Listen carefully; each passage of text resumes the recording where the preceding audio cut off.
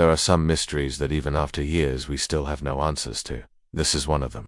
It's been 8 years since this flight went missing, and today I'm going to tell you all about it. The flight was supposed to take just over 6 hours before touching down in Beijing, but those on board Flight 370 would never make it to their destination. On March 8, 2014, a Boeing 777 took off from Kuala Lumpur International Airport in Malaysia at 12:41 a.m. Here's what we know about what happened next, based on official investigations. The plane disappeared somewhere over the Indian Ocean between Malaysia and Vietnam. At 1:21 a.m., the plane turned off its transponder. Shortly after, it performed a series of sharp turns, descended very quickly through 36,000 feet all the way down to 10,000 feet in less than 3 minutes. The pilots who were flying the plane were 53-year-old Zaka Slan, and his first officer was Harris Ivan Zacharias, was a veteran pilot, having flown 19,000 hours. Harris was also an experienced pilot who had logged over 6,700 hours in the air. First Officer Harris asked, "Do you want me to slow down?" To which the captain replied, "Not yet."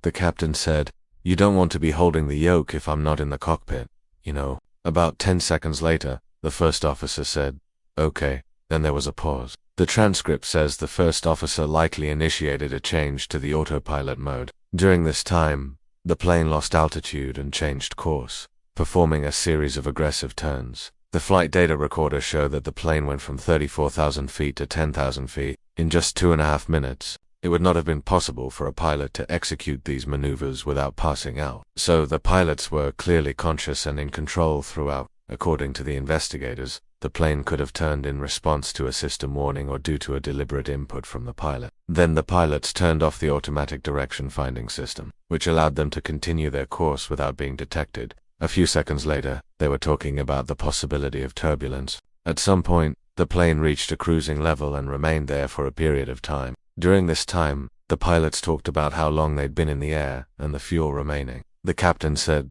"All right, 12 o'clock is our time." The first officer replied, "All right, check the heading now." To which the first officer replied, "We've got 511."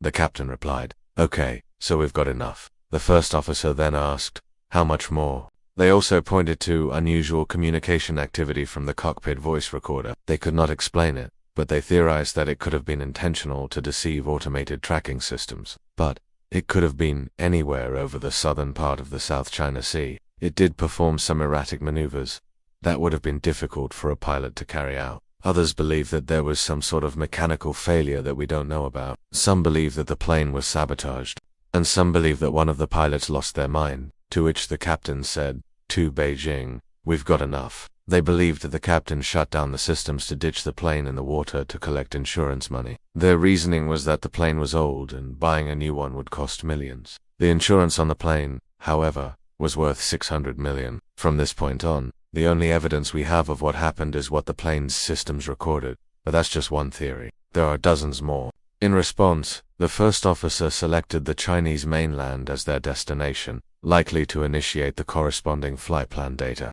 "We've got 3,3,3,4.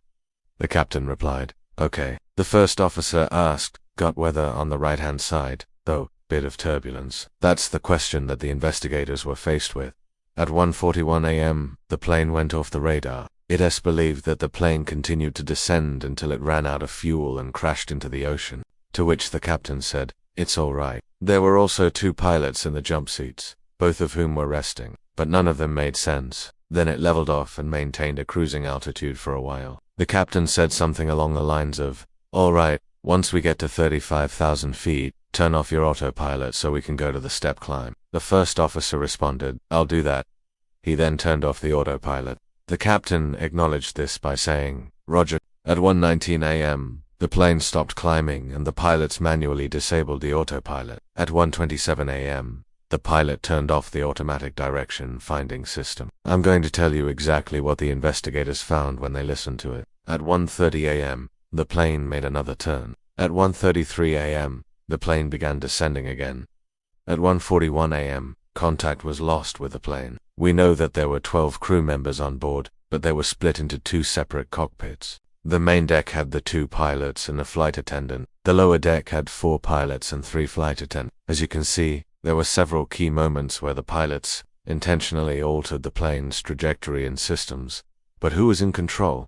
When I say that, I mean, who was in the cockpit? But let's get back to the cockpit. We know what happened because we have a recording of everything that happened in the cockpit. Just before the pilots started disabling the aircraft systems, the transcript shows that they were talking about the weather. Then the conversation shifted to how the first officer should handle the controls during a potential emergency. After that, they talked about turning off the autopilot. The transcript does not include anything about de-stress or an emergency. But here's where things get weird. Between 1:19 and 1:21 a.m., the pilots were silent. When they finally started talking again, they discussed turning off the transponder, which would help them avoid detection by radar.